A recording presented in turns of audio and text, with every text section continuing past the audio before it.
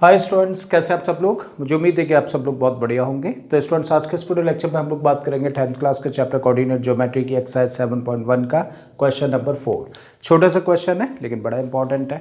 इस क्वेश्चन में हम लोगों को दिया है check whether this point and this point are the vertices of an isosceles triangle और नॉट। तो हम लोगों को देखिए यहाँ पर 3 पॉइंट्स दे रखे हैं और हम लोगों को बोला गया है कि चेक करिए कि तीनों पॉइंट्स एक आइसोसेलेस ट्राइंगल की वर्टाइसेस है या फिर नहीं है। ठीक है, तो चलिए स्टार्ट करते हैं और हम लोग चेक कर लेते हैं। अब सबसे पहले हम लोग क्या करेंगे, इन दिए गए तीनों पॉइंट्स को हम लोग नेम दे देते हैं।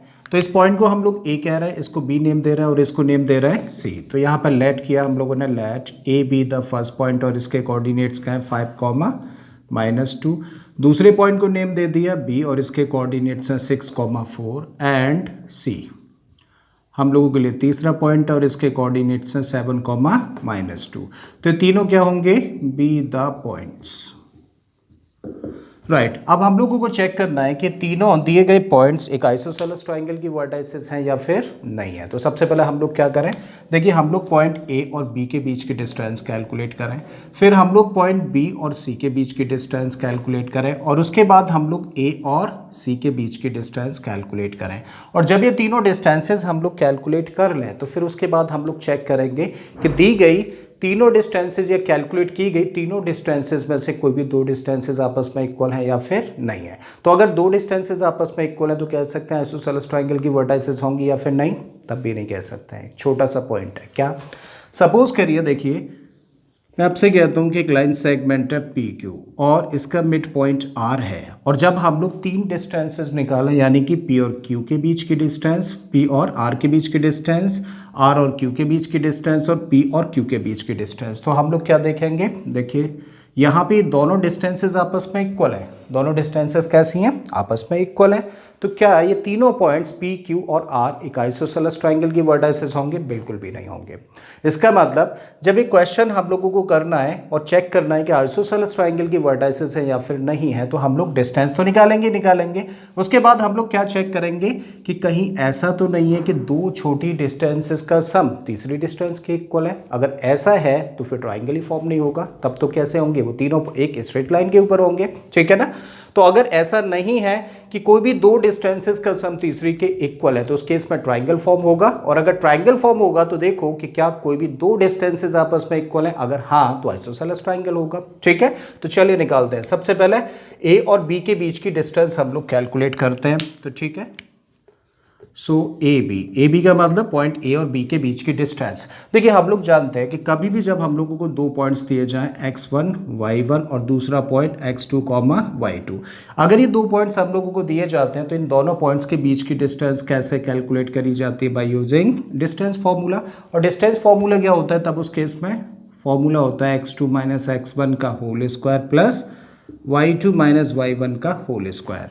तो यही चीज हम लोग देखिए इन दोनों पॉइंट्स के लिए लगाने जा रहे हैं यहाँ पे। तो हम लोग क्या करें, इन दोनों पॉइंट्स में से एक पॉइंट के कोऑर्डिनेट्स को तो x1 y1 कंसीडर कर लेते हैं और दूसरे पॉइंट के कोऑर्डिनेट्स को x2 y2। तो इसको हम लोगों ने लेट कर लिया x1 y1 और इस पॉइंट के कोऑर्डिनेट्स को x2 y2 और सिंपली क्या कर रहे हैं, अब हम लोग डिस्टेंस फॉर्मूला लगा रहे हैं।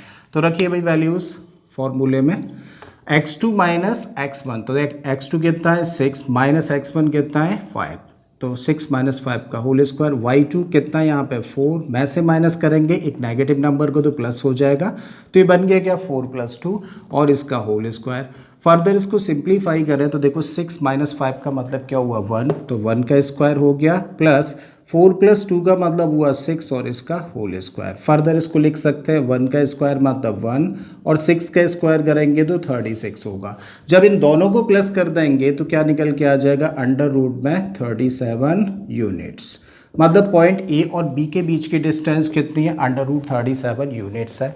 अब हम लोग कैलकुलेट करेंगे पॉइंट बी और सी के बीच की डिस्टेंस। तो B C equal to what, under root क्या होना चाहिए x2 - x1। उसके लिए क्या करना पड़ेगा, एक पॉइंट के कोऑर्डिनेट्स को तो x2 y2 और दूसरे पॉइंट के कोऑर्डिनेट्स को x1 y1 लेट कर लेते हैं। तो अब हम लोगों के लिए क्या है x1 y1। ठीक है, x2 - x1 मतलब 6 - 7, तो यहाँ पे रखा 6 - 7 और इसका whole square plus y2 - y1, तो y2 की जगह पे क्या है 4, माइनस माइनस क्या हो जाएगा प्लस हो जाएगा, तो 4 + 2 का होल स्क्वायर।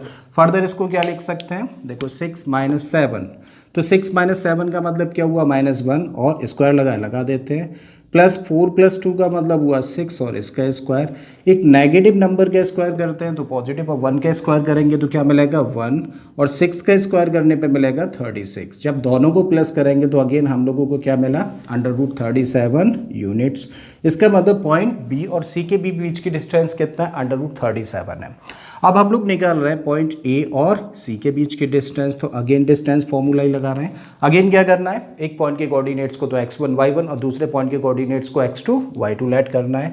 तो चलिए इसको तो x1 y1 रहने दीजिए और इसको हम लोग लेट कर लेते हैं अब x2 y2, और फिर फॉर्मूले में वैल्यूज पुट कर देते हैं। तो x2 माइनस x1 मतलब 7 माइनस 5 होगा, तो 7 माइनस 5 का होल स्क्वायर, प्लस y2 कितना है, ये है देखिए -2, में से माइनस करना है एक नेगेटिव नंबर को तो क्या हो जाएगा प्लस, तो -2 + 2 और इसका whole square. Further can be written, देखो 7 माइनस 5 का मतलब हुआ 2 और इसका स्क्वायर, और -2 + 2 ये तो कैंसिल आउट हो गए, तो 0 का स्क्वायर मतलब 0, और जब 2 का स्क्वायर करेंगे तो कितना होगा 4 अंडर रूट में, और अंडर रूट में 4 यानी कि 4 का स्क्वायर रूट लेंगे तो क्या मिलेगा 2 यूनिट्स, राइट।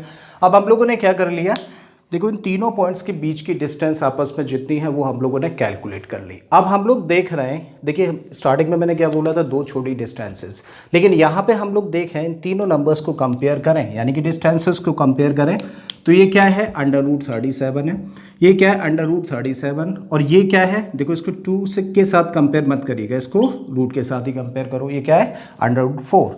इसका मतलब ये दोनों डिस्टेंसेस आपस में इक्वल हैं, और क्या बोला था, कोई भी दो डिस्टेंसेस का सम अगर तीसरी के इक्वल है तब वो तीनों पॉइंट्स कोलिनियर होते हैं, तब ट्राइंगल ही फॉर्म नहीं होता।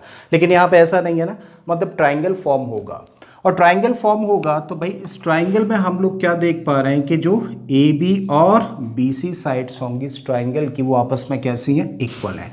और अगर किसी भी ट्राइंगल की कोई भी दो साइड्स आपस में इक्वल हो तो वो आइसोसेलेस ट्राइंगल होता है। जस्ट पॉइंट मेंशन कर देते हैं। सो क्या लिख सकते हैं अब हम लोग, सिंस AB यानी कि ये डिस्टेंस कितनी है √37 और ये भी √37 है, since AB is equal to BC, therefore points कौन कौन से पॉइंट्स, 5, -2, दूसरा पॉइंट है 6, 4 एंड तीसरा पॉइंट है 7, -2 are the vertices of an isosceles triangle. और यही हम लोगों को चेक करना था कि भाई ये दिए गए तीनों पॉइंट्स एक आइसोसेलेस ट्राइंगल की वर्टाइसेस होंगी या फिर नहीं होंगी, तो बिल्कुल होंगी। तो मुझे उम्मीद है कि आप लोगों को ये क्वेश्चन अच्छे से समझ आ गया होगा। अगर ऐसा है तो प्लीज़ वीडियो को लाइक कर दें, चैनल को सब्सक्राइब कर लो, और बाकी किसी तरीके के क्वेश्चन के लिए प्लेलिस्ट में चले जाइए। ऑलरेडी इस तरीके के बहुत सारे क्वेश्चन मैंने अपलोड किए हैं। मैं फिर से आता हूँ एक नए क्वेश्चन एक नए कॉन्सेप्ट के साथ में। Till then keep learning and thank you for watching this video.